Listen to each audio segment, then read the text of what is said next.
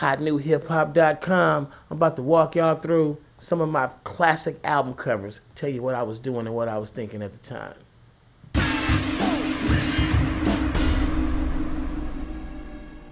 This album is called You Nasty, and the artwork, which was always a big deal to me in the early years, I was really into what was going to be on the front cover. The artwork was something that you open up the CD and you flip through it and you see different pictures of hot chicks and them doing stuff and all kind of stuff. But it was really I was really just trying to push the edge on what you could put in the artwork in the record store. So it was a pretty good album. You Nasty. It got a lot of the promo that we did for this album was it was kind of crazy. We sent out a bunch of stuff to like executives and labels and places, and they got this thing in the mail that's these explicit pictures. It was a pretty good little buzz going on there for a minute, but album's pretty hot album too. You Nasty. What's my favorite word? It speaks for itself. At the time when I named that album, what's my favorite word? Blow the Whistle hadn't come out yet, so it had a little more mystique to it. It was a statement that wasn't as bold as what it is now after Blow the Whistle. So what's my favorite word? Everybody knew the answer, and it's just it's, to me, it's a good studio album. It didn't really have my those signature Too Short hits on it, but at the same time, it served the purpose. And it's one thing about this album that always kind of got me. People come to me and notice it, some people don't, but this is probably the Too Short album that had the least bass. Like it didn't have that killer on there, but we figured it out, and we tweaked it back after that. Short Dogs in the House. The artwork was done by a little homie in the hood who back in the day just got recommended to me by somebody, and I was like, they like the little homie can draw. I was like, we'll put the little homie on, and we paid him to do an album cover. And it was one of my most popular album covers. I think it inspired Doggy Style. I don't know, you tell me. Might have did, but at the same time, it was really reflective of the lifestyle we were living. All the homies had fly cars. We pull up to the spot and hang out. And then the album was solid. It was a solid album. Too Short. The album went well past platinum. It had hits on it. It was I went on tour with Ice Cube that year. It was a big deal. Still Blowing. Still Blowing is later years where I was just dropping like underground stuff, internet only albums and stuff. Things wasn't really even intended to be commercial kind of release. It was me and dabbling around. I wanted to see what happens when you just do like internet only releases, and they make some money. It's a good hustle, but at the same time, it's not a Too Short classic. But it's go listen to it. Tell me if you like some of that stuff. Shorty the Pimp. That was a real good one. Shorty the Pimp got a lot of notoriety because of the title, and at that time it wasn't really a lot of the big bold word pimp in letters just on the front cover of a hip hop album. And we even the album cover, if you study it real closely, you'll notice that it was an album cover that was done on a computer with computer programs, and a lot of those chicks on the front and the back are the same chick over and over again wearing different clothes. Even at that time, that wasn't really a popular process in making album covers, especially not in hip hop. But the guys I used to work with, Victor Hall, he was a groundbreaker.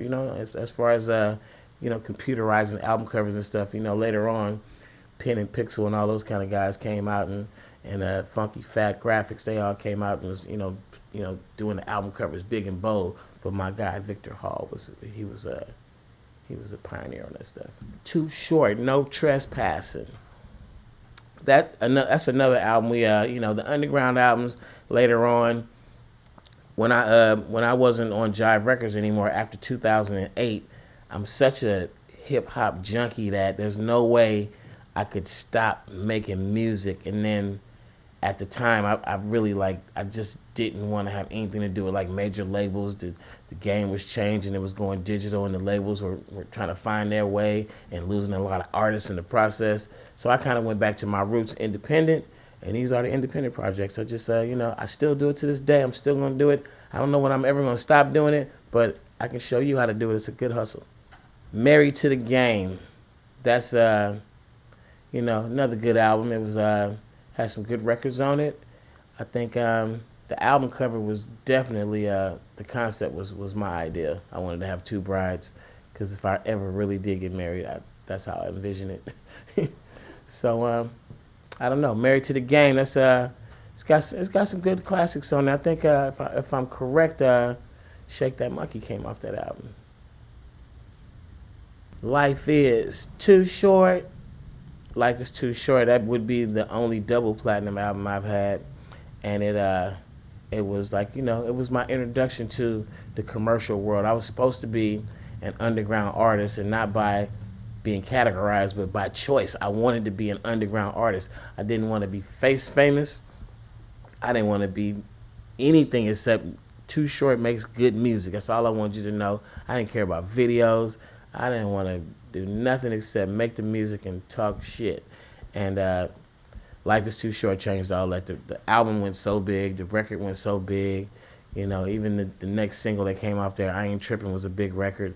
And I went on tour with NWA, Eazy-E, Ice Cube, Dr. Dre. And it just was, after that, it was never the same again. Album number 10, Getting It. That's the this is the album I retired on. 1996. I said I retire. I'm dropping out the game. I was 30 years old. I'm like, 10 albums, that's enough. Hip hop, I'm gonna holler at y'all later. But I really had no intentions of retiring. Nobody retires from hip hop. So probably that was album number 10. I made 10 albums since album number 10. That's how I feel about hip hop. Get Off the Stage. That's a statement I wish I would have made, and I really wish that when I made that statement, I wish everybody would have just said, okay, but that didn't happen. For some reason, everything changed. We used to do rap shows, and the people that came with you and the people that came to see you, and I mean, everybody wanted to see the show. And it's somewhere down the line, I have theories, you probably have theories. People stopped wanting to see the show, and they wanted to be in the show. They wanted to stand on stage with the rapper. And now it's like normal to go to a club or to do a show, and people are fighting to stand on the stage and face the audience like the rapper and stand side by side with the rapper. And when I'm in the audience and I see a rapper do a show and it's 150 people on stage, it takes away from what I came to see, which was the rapper. When I'm on stage doing it, all I'm thinking, I'm on stage, it's 150 people, just keep getting closer and closer, and to the point where now everybody's at stage front. I'm thinking to myself at that time, bitch ass nigga, what the fuck are you doing standing next to me? Get your bitch ass back somewhere and watch the show.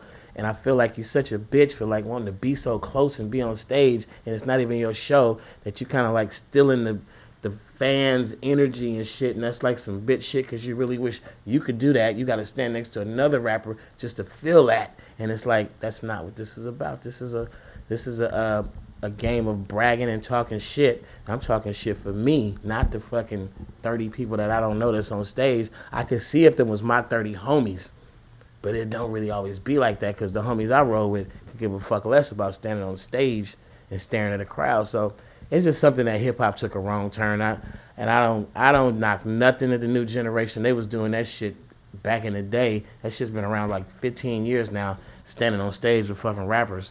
And it's still fucking whack. It looks whack. It is whack. If you're not the DJ, the rapper, you don't manage the fucking group, you're not the dancer, the fuck do you want to be on stage for?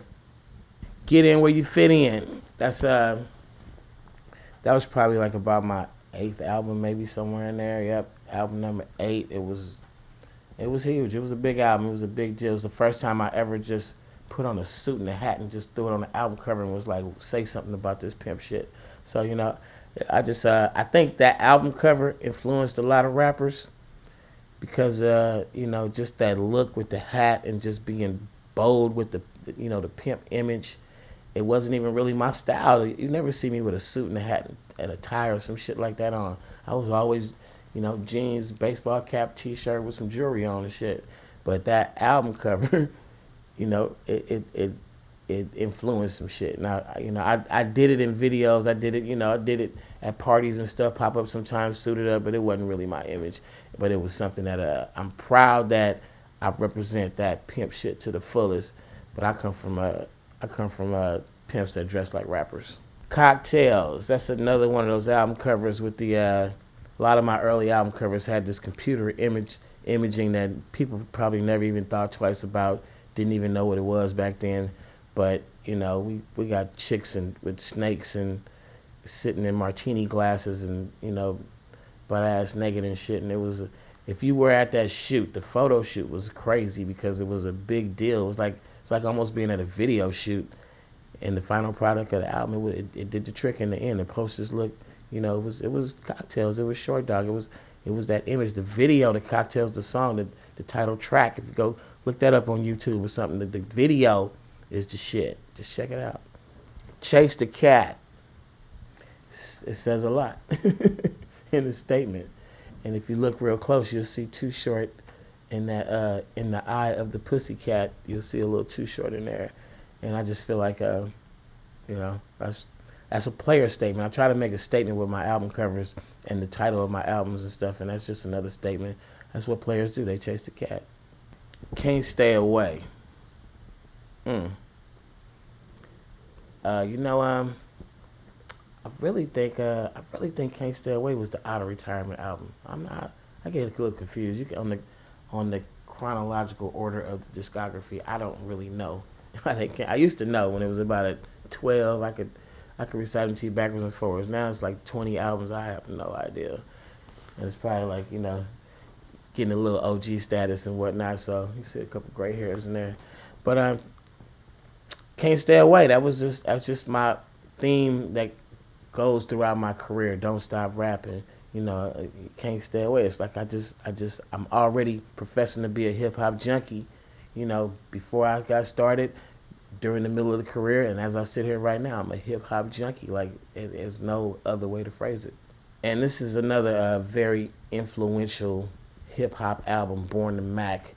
More so the imagery than the music, I would say.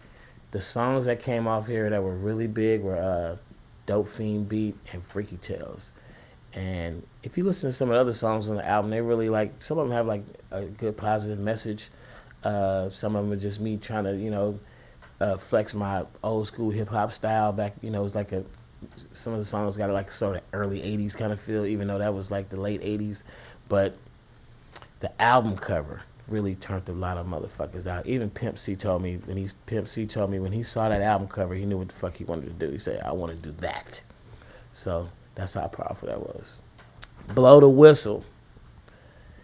Blow the Whistle is one of my favorite albums because it was entirely produced by, half the album was produced by Lil Jon, the other half was produced by Jazzy Faye. And at the time, I was making a lot of good records with both those producers, and I just thought it would be the greatest idea to make the entire album with both those producers. And when I play that album back, I got exactly what I wanted. And Blow the Whistle is like a timeless hit record that to this day still gets people to get up and dance and feel good.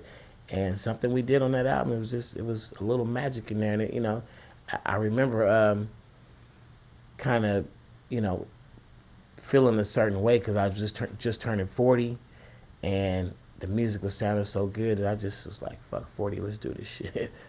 fuck turning 40, we just gonna go. And that album helped me turn that corner to where, as I make music now, I know that age don't mean shit, because the biggest record I ever made, I made at the age of 40. I've been rapping since I was 14, so do the math.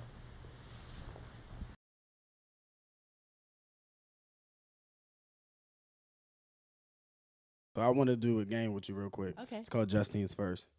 Okay. So what's the first time you went to a concert? The first concert I ever went to was the Scream tour when Chris Brown was on it. Yeah. Okay. When's the first?